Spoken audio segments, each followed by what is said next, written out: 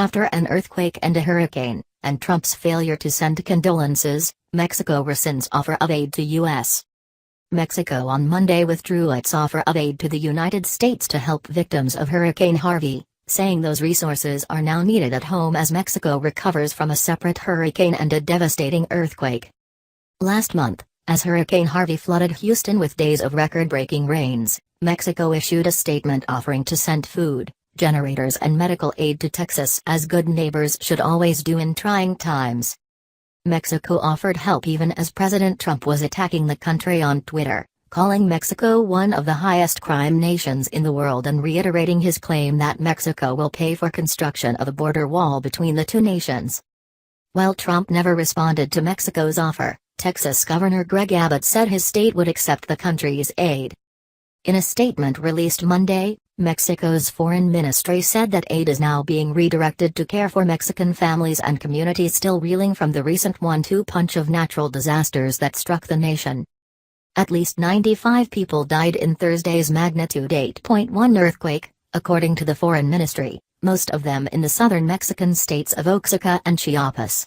While aid has arrived in many of the hardest-hit regions, where thousands of homes were reduced to rubble, local media have reported that in some places, survivors are still waiting for help.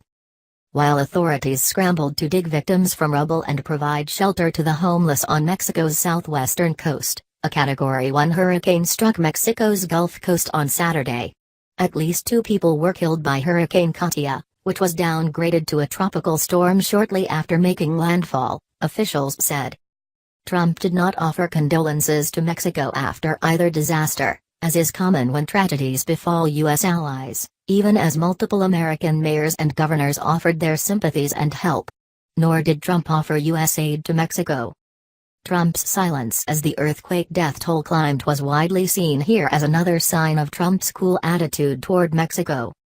While Mexico is a major U.S. trading partner and has for decades been a steadfast ally, Trump has blamed Mexico for sending drugs and criminals into the U.S. and for stealing American jobs.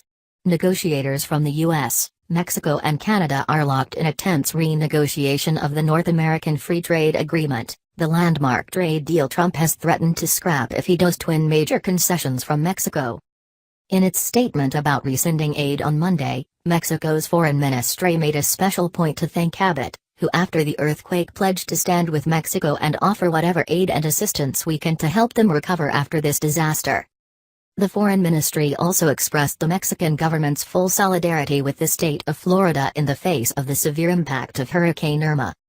Mexico will be aware of the development of this phenomenon in the following days, and hopes that soon the state of Florida as well as the state of Texas and the state of Louisiana will recover from the damages caused by the hurricanes that have impacted them, the statement said.